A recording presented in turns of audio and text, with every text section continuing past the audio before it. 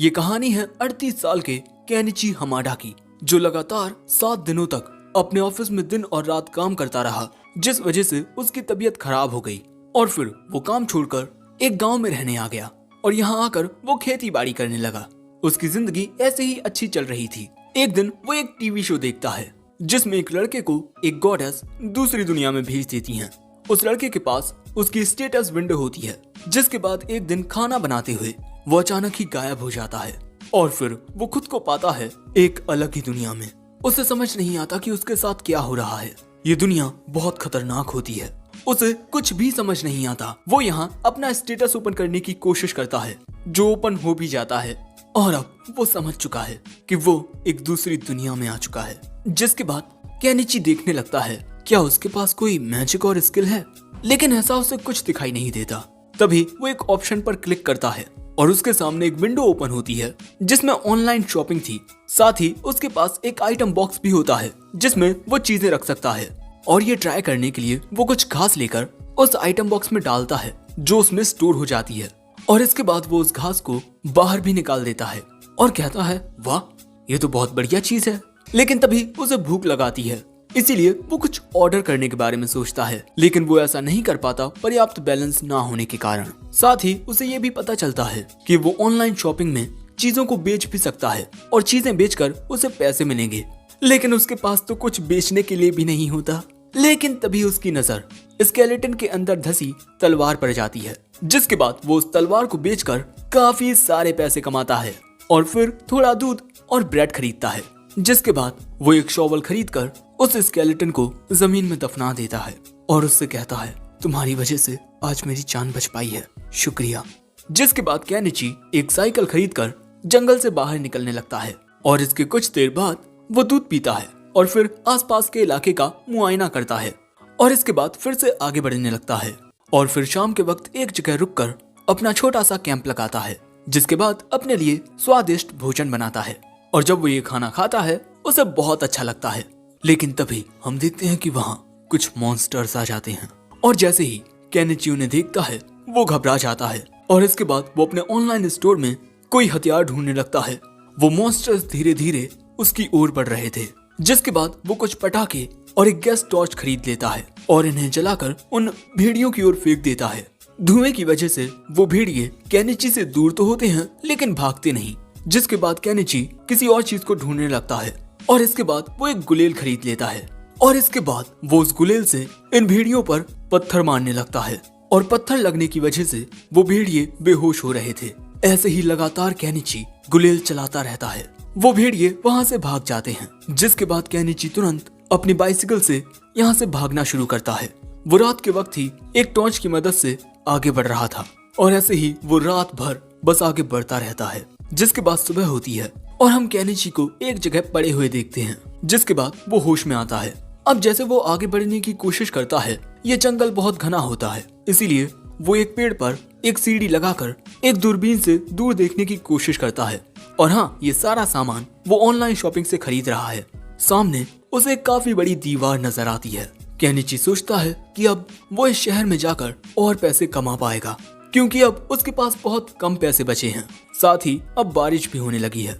जिसके बाद केनिची इसी बड़ी घास के बीच में से जैसे ही जंगल से बाहर निकलता है, उसके सामने अचानक ही एक घोड़ा गाड़ी आ जाती है। वो घोड़ा गाड़ी वाला कहता है तुम ठीक तो हो ना? और यहाँ पर केनिची उस आदमी की बातें समझ पा रहा था। जिसके बाद वो घुड़सवार कहता है मेरा नाम फूओ है और मैं एक मर्चेंट हूँ। अगर तुम राज्य की ओर जा रहे हो तब मैं तुम्हें छोड़ देता हूँ। केनिची कहता है मदद के लिए शुक्रिया, वैसे मेरा नाम केनिची है।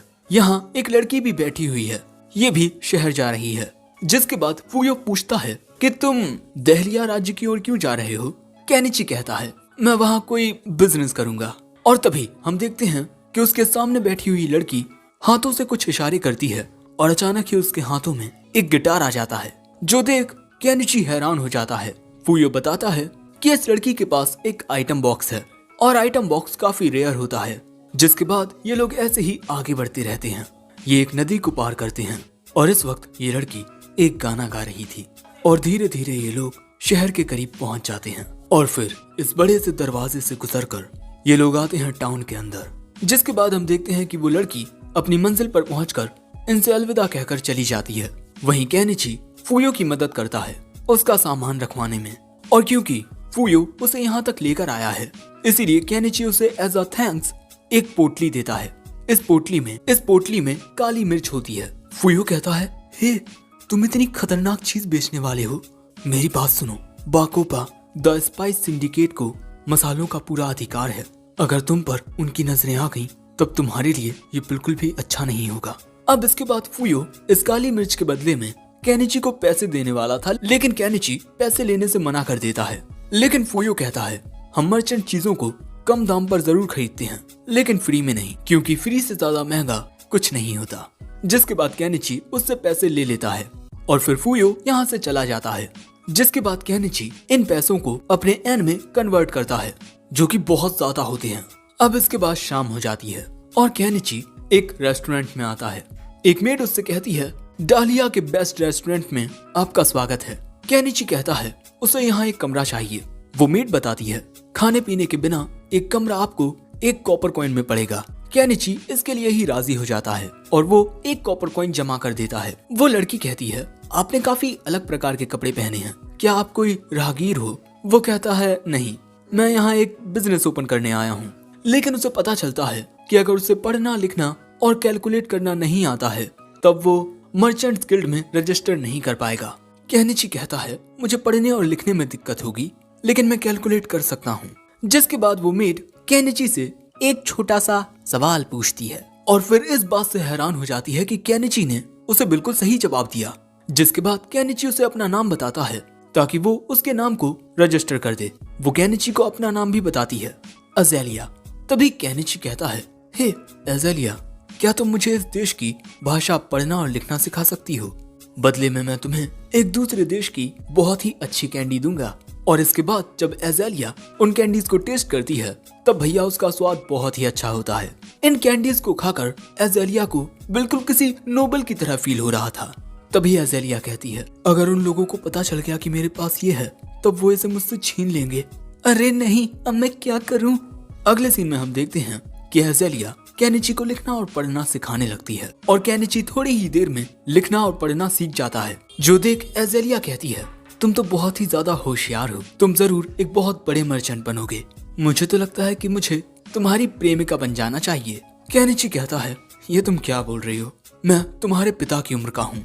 और अगले ही पल में हम देखते हैं कि अज़ेलिया ये देखकर हैरान हो जाती है कि केनिची ने उसकी कितनी अच्छी ड्राइंग बनाई है और इसी वजह से वो इतनी ज्यादा खुश होती है कि केनिची से चिपक ही जाती है और कहती है, तुमने मुझे इतनी अच्छी कैंडीज दी, मेरी ड्राइंग बनाई, आखिर मैं तुम्हें इन सब के लिए शुक्रिया कैसे कहूँ?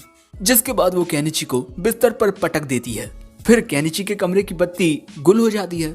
फिर क्या हुआ मैं बताने नहीं वाला। अब अगले दिन केनिची गिल्ड में आता है। यहाँ उसे फिल करने के लिए एक फॉर्म मिलता है। केनिची देखता है कि इन सभी कागजों को हाथों से लिखा गया है, शायद से अभी इस दुनिया में प्रिंटिंग नहीं है।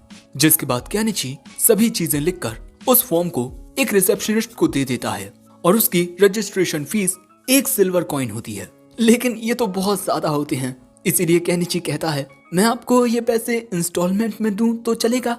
वो कहती है, हाँ क्यों नहीं। जिसके बाद वो केनिची को उसकी गिल्ड आईडी देती है। हाँ, ये छड़ी उसकी गिल्ड आईडी है। जिसके बाद केनिची एक फाउंटेन के पास आता है और फिर वो इस शहर के बाजार को घूमने लगता है और यहाँ पर अलग अलग चीजों की कीमतें देखने लगता है कि यहाँ कौन सी चीज कितनी कीमत की है। तभी एक लड़की उससे कहती है, अंकल क्या आप ये ट्री कलर फ्रूट खाना चाहेंगे? ये बहुत टेस्टी होते हैं। इनके अलग अलग रंगों को देखकर केनिची कहता है, वाह ये तो काफी अलग हैं। ठीक है, मुझे 1 डजन दे दीजिए। केनिची को वो फल एक थैली में मिलते हैं। उन्हें देख केनिची सोच रहा था, आखिर ये किस तरह के फल हैं। वो उन्हें अपने आइटम बॉक्स में रखकर उनके नाम देखने लगता है। जिसके बाद वो एक फल अज़ेलिया को देता है और फिर अपने कमरे की ओर जाने लगता है। इस फल के लिए अज़ेलिया उसे शुक्रिया कहती है। साथ ही उसे ये भी पता चलता है कि केनिची ने गिल्ड में रजिस्टर कर लिया है। जिसके बाद हम देखते हैं कि केनिची अपने बिस्तर पर लेटकर अपनी गिल्ड आईडी को देख रहा था और ऐसे ही देखते देखते वो वहाँ सो जाता है। अब अगले दिन हम देखते हैं कि अज़ेलिया केनिची को कुछ बनाते हुए देख रही है और थोड़ी ही देर में केनिची अपना काम कर लेता है। उसने थोड़ी कारपेंट्री करके एक बहुत ही अच्छा बिस्तर तैयार कर लिया है।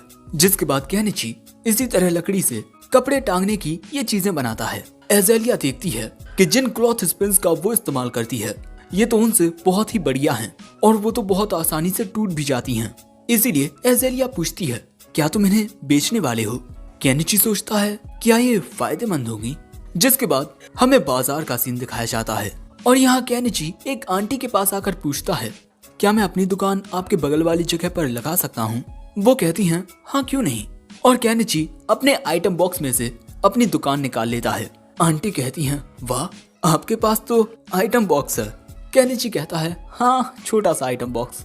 जिसके बाद केनिची वहाँ अपना सामान रखने लगता है। वो आंटी केनिची से पूछती हैं कि ये क्लिप्स कितनी की हैं? वो कहता है, 1 कॉपर कॉइन में 5 क्लिप्स।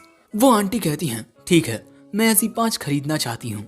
वैसे मेरा नाम अनामा है, मैं यहाँ काफी वक्त से सामान बेच रही हूँ। वो कहता है, मैं हूँ केनिची, मैं एक बहुत दूर के गांव से आया हूँ। अब इसके बाद आंटी अपनी जगह पर बैठ जाती हैं और केनिची ग्राहक के आने का इंतजार करने लगता है।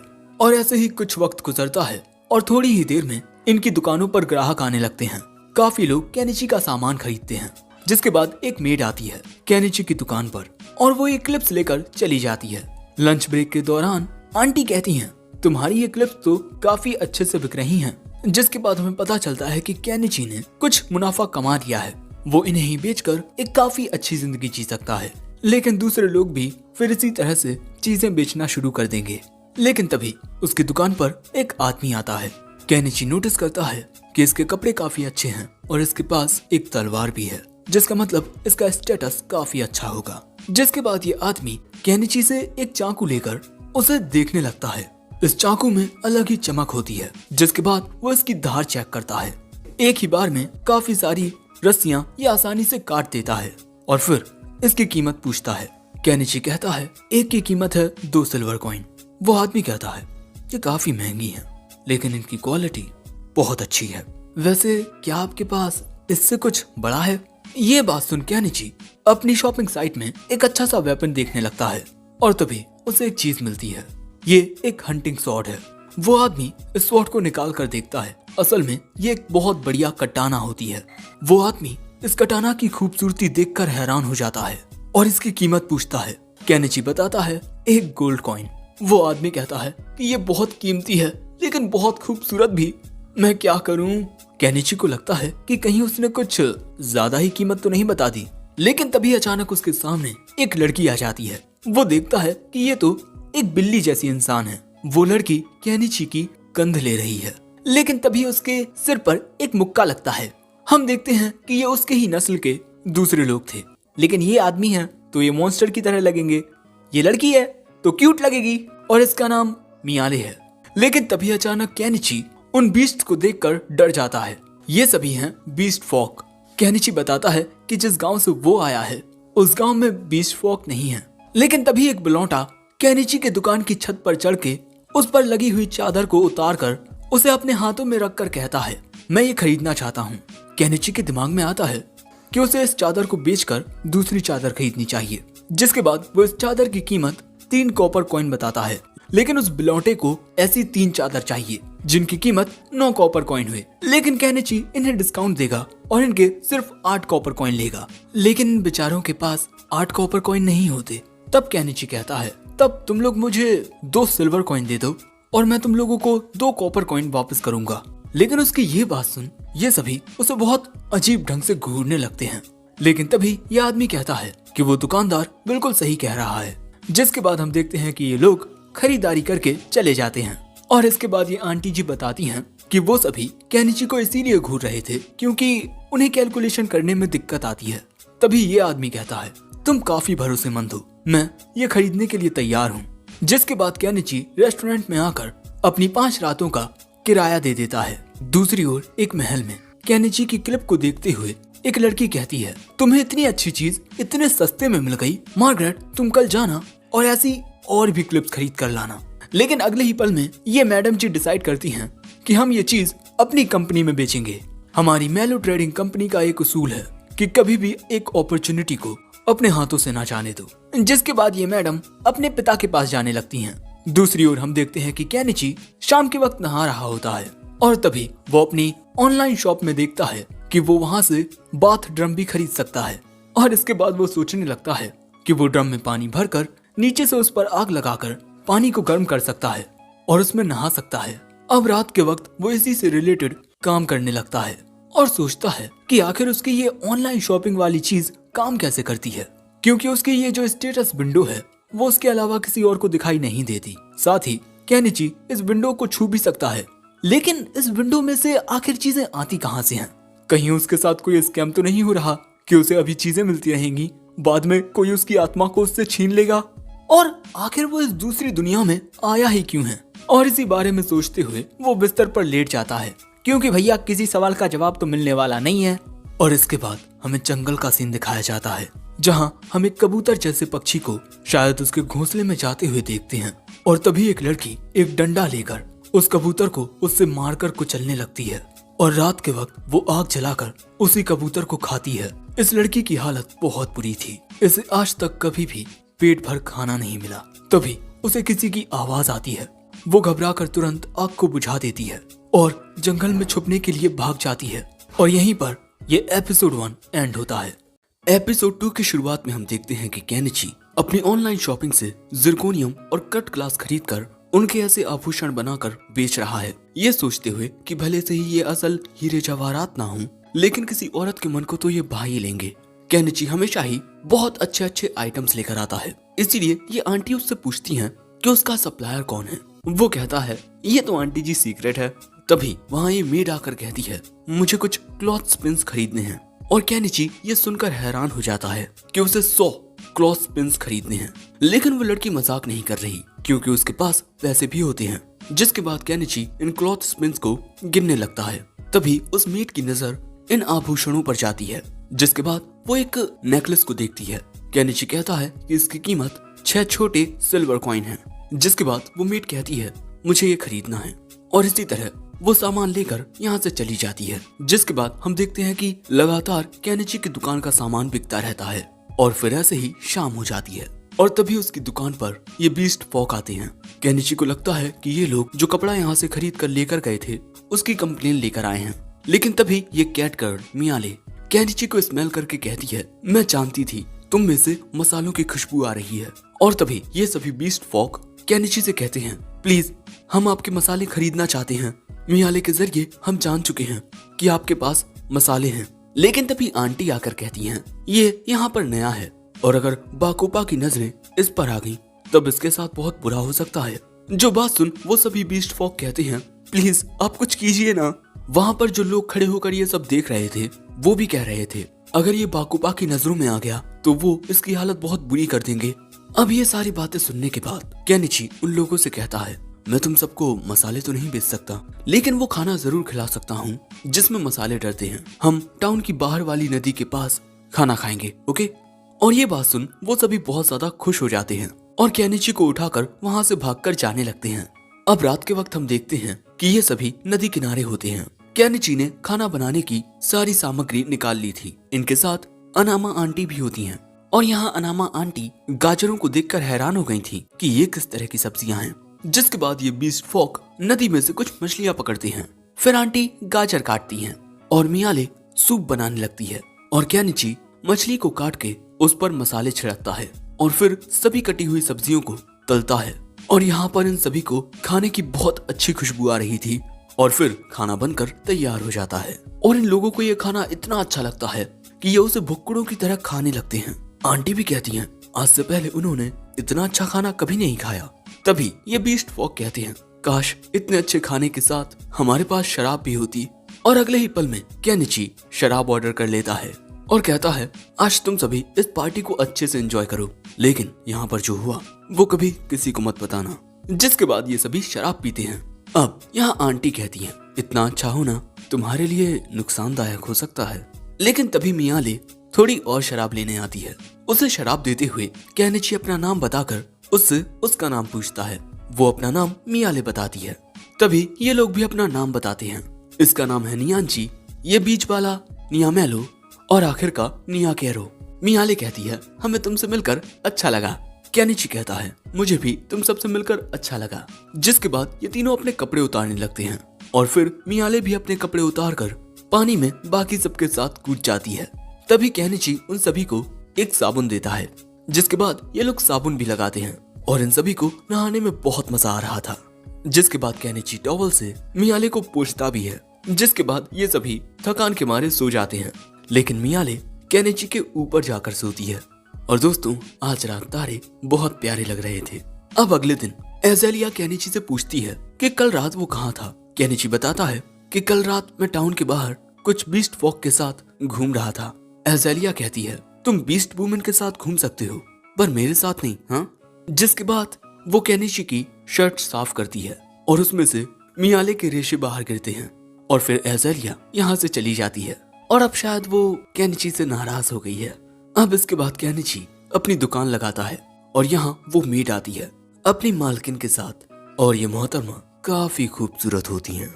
और जब ये दोनों केनिची की दुकान पर आती हैं, केनिची उस मेड को देख पूछता है, क्या तुम सामान लेने के लिए आई हो? जिसके बाद वो मेड केनिची से ये नेकलेस खरीद लेती है। जिसके बाद ये मोहतरमा उस नेकलेस को अच्छे से देखने लगती हैं और फिर वहाँ पर रखे हुए बाकी के आभूषणों को भी देखने लगती हैं। इनमें लगा हुआ पॉलिश्ड कांच बिल्कुल हीरे की तरह लग रहा है।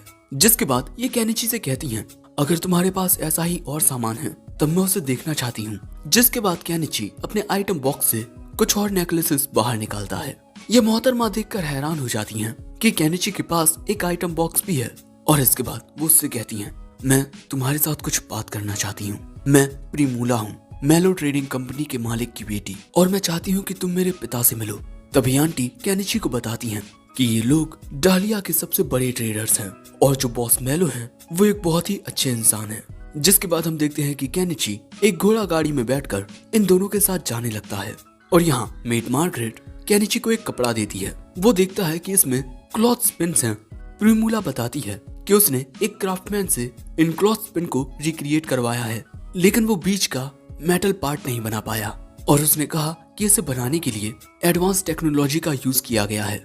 जिसके बाद ये सभी प्रिमूला के मेंशन तक पहुंच जाते हैं और ये देख केनिची सोचता है कि नोबल्स की जिंदगी कितनी आलीशान होती है। जिसके बाद उसकी मुलाकात प्रिमूला के पिता मेलो ट्रेडिंग कंपनी के मालिक मेलो से होती है। केनिची उन्हें अपना नाम बताता है, ये कहते हुए कि मैं यहाँ आपकी बेटी के कहने पर आया हूँ। जिसके बाद हम देखते हैं कि मिस्टर मेलो केनिची के आभूषणों को देखने लगते हैं और प्रिमूला के जरिए उन्हें यह भी पता चलता है कि केनिची के पास एक आइटम बॉक्स है। और जब वो केनिची से इस बारे में पूछते हैं तब वो कहता है कि हाँ, लेकिन वो बस एक छोटा सा आइटम बॉक्स है। लेकिन तभी केनिची को पता चलता है कि मिस्टर मेलो के पास भी एक आइटम बॉक्स है। वो कहते हैं, मैं अपने आइटम बॉक्स के जरिए ही अपनी ट्रेडिंग कंपनी को इतना बड़ा बना पाया हूँ। केनिची कहता है, मैं तो अपने आइटम बॉक्स में फालतू का सामान रखता हूँ। और इसके बाद वो पूछता है, तो आपने मुझे यहाँ क्या बात करने के लिए बुलाया है? मिस्टर मेलो कहते हैं, मैं चाहता हूँ कि तुम मेरी मेलो ट्रेडिंग कंपनी के लिए एक सप्लायर बन जाओ। केनिची कहता है, अगर आप मेरी दुकान के सामान को बेचना ही चाहते हैं तब आप उसे मेरी दुकान से कम दाम पर खरीद कर बाजार में महंगे में बेच सकते हैं। वो कहते हैं, अगर हमने ऐसा किया तब क्या तुम्हें अच्छा लगेगा? नहीं ना। और इसके अलावा हो सकता है कि हमारे राइवल्स भी तुम्हें कोई बड़ा ऑफर देकर बहलाने फुसलाने की कोशिश करें, और मैं नहीं चाहता कि ऐसा हो। हमारी मेलो ट्रेडिंग कंपनी के सक्सेस सीक्रेट्स में से एक है कि अपने सामने के प्रॉफिट को देखकर कभी अंधे मत हो जाओ। हो सकता है कि आगे चलकर तुम्हें कोई बेहतर अपॉर्चुनिटी मिल जाए, और अगर आप मेरे ऑफर के लिए तैयार हो जाते हैं तब मैं आपको बिक्री का 50% दूंगा। उन्हें लग रहा था कि केनिची इतने में नहीं मानेगा, लेकिन वो हामी भर देता है। जिसके बाद ये दोनों हाथ मिलाकर अपनी डील पक्की कर लेते हैं। जिसके बाद केनिची उन्हें अपने कुछ प्रोडक्ट दिखाता है और ये सब प्रिमूला को तो बहुत अच्छे लगते हैं। पिताजी, क्या मैं इन्हें खरीद सकती हूँ? वो कहते हैं, हाँ क्यों नहीं। और अब प्रिमूला कहती है, मिस्टर केनिची, मैं आपको इनके बदले में 10 गोल्ड कॉइन दूंगी। केनिची 10 गोल्ड कॉइन को एन में कन्वर्ट करने लगता है, जो कि बहुत ज्यादा होते हैं। जिसके बाद प्रिमूला उन्हें खरीद लेती है और इसी तरह थोड़े ही वक्त में केनिची का जो ऑनलाइन शॉपिंग में बैलेंस है वो 8 डिजिट से ज्यादा का हो गया। इसीलिए केनिची अपने लिए एक घर खरीद लेता है। जिसके बाद हम देखते हैं कि केनिची टाउन से बाहर जाने लगता है। वो पुल को पार करते हुए जंगल में आ जाता है और इस जंगल के अंदर जाने लगता है, क्योंकि अपनी दुनिया में भी वो ऐसे ही एक जंगल के बीच घर बनाकर वहाँ रहने लगा था और उसे यहाँ जंगल के बीच एक जगह मिल जाती है। और हाँ, वो एज़ेलिया को बता चुका है कि अब वो जंगल में जाकर रहेगा। एज़ेलिया ने उसे बताया कि वहां पर खतरा हो सकता है। उसका सामना तो केनिची पहले ही कर चुका है, इसीलिए वो कहता है कि मैं अपना घर शहर की दीवारों से ज्यादा दूर नहीं बनाऊंगा। जो सुन एज़ेलिया कहती है, तुम ना बहुत अजीब हो। जिसके बाद केनिची जंगल में घास काटता है और फिर एक दूसरा काम करने लगता है। काफी देर तक काम करने के बाद वो थोड़ा दूध पीता है। उसने अपने आने जाने के लिए एक रास्ता बना लिया है। जिसके बाद वो एक चेन सॉ से पेड़ काटना शुरू करता है। वो काफी सारे पेड़ काट लेता है, लेकिन अब उसके सामने एक बहुत ही मोटा पेड़ होता है। वो उसे काटना शुरू करता है, लेकिन इतना काटने के बाद बहुत ज्यादा थक जाता है। जिसके बाद वो कील और हथौड़े से उस पेड़ को इस तरह काटना शुरू करता है और कुछ देर में ही वो पेड़ कट जाता है। यहाँ पर केनिची ने एक पेड़ काट लिया है, लेकिन इसे काटने में ही वो काफी ज्यादा थक चुका है और इसी तरह वो काफी सारे पेड़ों को काट लेता है। अब वो इन कटे हुए पेड़ों को आइटम बॉक्स में रखने की कोशिश करता है, लेकिन वो ऐसा कर नहीं पाता क्योंकि ये पेड़ बहुत ज्यादा बड़े होते हैं। इसीलिए वो एक चेन सॉ से इन्हें काटना शुरू कर देता है। शाम होते होते वो इन बड़े पेड़ों को छोटे टुकड़ों में काट लेता है और फिर उन्हें अपने आइटम बॉक्स में रख लेता है। साथ ही उसे ये भी पता चलता है कि वो अपने आइटम बॉक्स में 10 मीटर से ज्यादा लंबा सामान नहीं रख सकता। अब यहाँ पर उसने काफी सारा काम कर लिया है और शाम भी हो गई है, इसीलिए वो आज इतना ही रहने देता है। अब अगले दिन वो एक फावड़े से इस पेड़ के नीचे की मिट्टी को खुदेने लगता है और काफी देर होने के बाद भी वो एक ही पेड़ को सिर्फ आधा ही खुदे पाया और इसी में वो बहुत ज्यादा थक चुका है। और यहाँ पर कितने सारे पेड़ हैं। वो गुस्से में आकर अपना शवल फेंक देता है, मैं इतना ज्यादा नहीं खुदे सकता। जिसके बाद वो अजीब सी हरकतें करता हुआ अपनी ऑनलाइन शॉपिंग से एक जाइंट मैका को सम्मन करता है। अरे मेरा मतलब अपनी ऑनलाइन शॉपिंग से ये मशीन खरीदता है, लेकिन यहाँ पर उसने एक बहुत ही महंगी मशीन खरीद ली है। लेकिन अब क्या ही करें, खरीद ली तो खरीद ली, लेकिन अब उसे वो मजदूरी का काम नहीं करना पड़ेगा। जिसके बाद वो उसमें बैठकर उसे चलाना शुरू करता है, लेकिन तभी उसे याद आता है कि वो इतनी बड़ी मशीन को चलाने के लिए डीजल कहाँ से लाएगा। और वो अपनी इन्वेंट्री में देखने लगता है, ना ही उसमें डीजल होता है और ना ही केरोसिन, लेकिन उसे लैंप ऑयल दिख जाता है जिसका इस्तेमाल वो केरोसिन की जगह कर सकता है। लेकिन 1 लीटर 1800 रुपए का है। लेकिन क्या करें, महंगा होने के बावजूद भी खरीदना मजबूरी है। वो खरीद लेता है, लेकिन इसके बाद वो इस बारे में भी सोचने लगता है कि कहीं ये ऑयल मशीन में डालने के बाद मशीन काम करना ही बंद ना कर दे। इसी वजह से अब वो एक डीजल जनरेटर मशीन को भी ऑर्डर कर लेता है, लेकिन उसका मैनुअल तो वो पढ़ ही नहीं पाता और फिर वो डीजल जनरेटर में लैंप ऑयल डालने लगता है और उसकी ये मशीन काम कर जाती है। वो बहुत खुश होता है। जिसके बाद वो एक ड्रम केबल खरीद कर रात में काम करने के लिए वहां पर 2 बल्ब उजाल लेता है। अब क्योंकि उसने सारा दिन बहुत मेहनत की है, इसीलिए वो नदी में आकर नहाने लगता है। लेकिन भैया उसे मच्छर बहुत काट रहे हैं। एज़ेलिया ने उससे कहा था कि उसे बग रिपेलेंट मैजिक स्टोन खरीद लेना चाहिए। जिसके बाद वो उसे खरीदने के लिए एक टूल शॉप में आता है। यहाँ पर एक बूढ़ा मेज होता है। केनिची कहता है, मैं भी आपकी तरह एक दुकानदार हूँ, लेकिन मैं बाहर से आया हूँ। वो मेज कहता है, ओह तुम बाहर से आए हो, अगर तुम्हारे पास बेचने के लिए अच्छे प्रोडक्ट्स हैं तब मैं उन्हें अच्छी कीमत पर खरीद सकता हूँ। केनिची कहता है, मैं यहाँ बेचने नहीं बल्कि खरीदने आया हूँ बग रिपेलेंट मैजिक स्टोन्स, लेकिन एक स्टोन 3 सिल्वर कॉइन्स का है। अब क्योंकि ये बहुत ज्यादा महंगा होता है, इसीलिए केनिची कहता है, क्यों ना हम आइटम्स को एक्सचेंज कर लें, मैं आपको मेरे देश के ये फल दे सकता हूँ। मेज कहता है, मैंने आज से पहले ऐसे फल कभी नहीं देखे, लेकिन फिर भी मैं इन्हें ले लेता हूँ। अगले सीन में हम देखते हैं कि आंटी केनिची को उस बुढ़े के बारे में बताती हैं कि वो बहुत ही ज्यादा समझदार है। डालिया में उसे एक चलता फिरता एनसाइक्लोपीडिया कहा जाता है और अगर केनिची उससे दोस्ती कर ले तो ये उसके लिए काफी अच्छा हो सकता है। लेकिन यहाँ केनिची एक वांटेड पोस्टर को देख रहा था। इस बंदे का नाम शागा है। ये इस एरिया में मौजूद बैंडिट्स का लीडर है। दूसरी ओर जंगल में हमें एक सौदेबाजी दिखाई जाती है। एक आदमी कुछ पैसे लेकर इस बच्ची को बेच देता है। इस बच्ची को हमने एपिसोड 1 के एंड में देखा था, जिसके बाद वो आदमी यहाँ से चला जाता है और ये बच्ची अपने नए मालिक की घोड़ा गाड़ी में बैठने जाती है। लेकिन वहाँ पर इसी की तरह काफी सारे गुलाम थे। जिसके बाद ये बच्ची उन्हीं के पास जाकर बैठ जाती है। ये घोड़ा गाड़ी आगे चलती है, लेकिन तभी अचानक इन पर हमला हो जाता है। घोड़ा गाड़ी पलट जाती है और इन गुलामों को खरीदने वाले को भी मार दिया जाता है। ये डाकू थे और ये था वही शागा, बैंडिट्स का लीडर। जिसके बाद अगले दिन हम देखते हैं कि केनिची अपनी इस मशीन के जरिए काफी आसानी से उन पेड़ों को उखाड़ पा रहा था और फिर वो उन्हें उखाड़ कर दूर फेंक देता है। अब तो उसे ये काम करने में भी मजा आ रहा है।